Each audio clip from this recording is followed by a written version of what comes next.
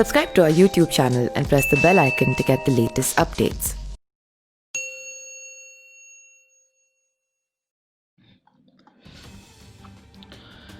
आज से 17 साल पहले रिलीज हुई फिल्म कल हो ना हो में शाहरुख खान, सैफ अली खान और प्रीति जिंटा जैसे स्टार्स की मौजूदगी में एक और कलाकार लोगों को खूब पसंद आई थी। ये थी चाइल्ड आर्टिस्ट झनक शुक्ला। 17 साल बाद आज झनक शुक्ला काफ़ी बदल गई हैं। उनकी लेटेस्ट तस्वीरों को देखें तो झनक बिल्कुल पहचान में नहीं आ रही हैं। सबसे पहले बता दें कि झनक शुक्ला टीवी एक्ट्रेस सुप्रिया शुक्ला की बेटी हैं।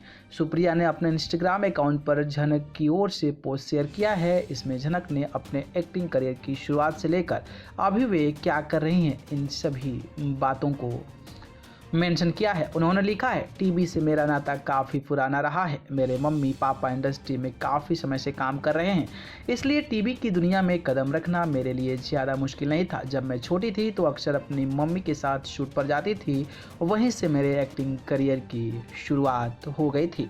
मुझे सबसे पहले एक बैंक की ऐड के लिए सिलेक्ट किया गया था। इमोशनल मैं बचपन से ही थी और उस ऐड में मेरे किरदार को रिक्वायरमेंट भी इमोशनल ही थी, इसलिए वो चीज़ काम कर गई और वो ad based advertisement of the year का खिताब जीत गई।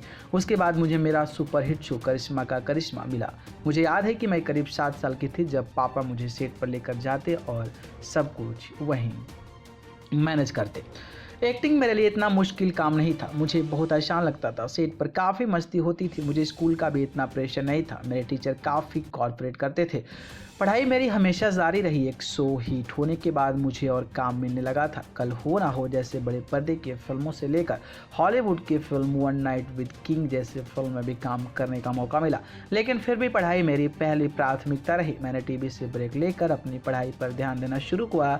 मेरे पेरेंट्स का एक विचार था कि पहले ग्रेजुएशन पूरी करो, उसके बाद जो तुम्हें करना है वो करो, इसलिए टीवी से नाता खत्म कर मैंने पढ़ाई पर फोकस किया।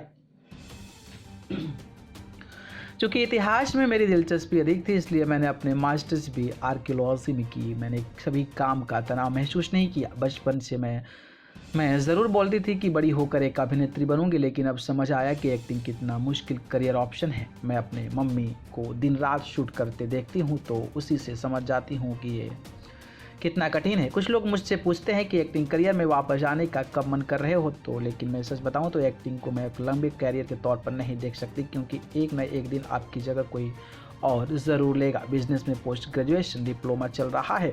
अभी के लिए फोकस अपने बिजनेस पर है। इन दिनों एक साबुन बनाने का काम शुरू किया है। अगर वो काम कर गया तो पहाड़ों में जाकर अपनी बाकी ज़िंदगी बिताना चाहूँगी। मुझे लगता है यही समय है खुद के लिए, क्योंकि क्या पता कल ना हो।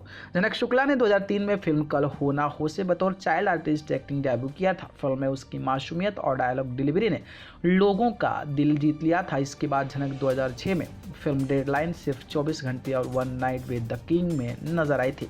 फिल्मों के अलावा टेलीविज़न में भी झनक ने अपनी पहचान बनाई थी।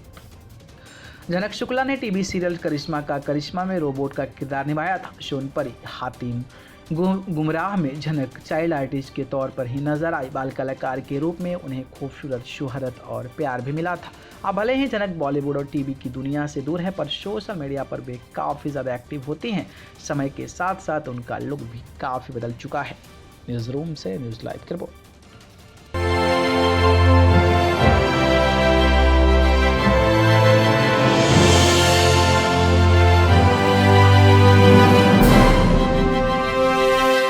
Subscribe to our YouTube channel and press the bell icon to get the latest updates.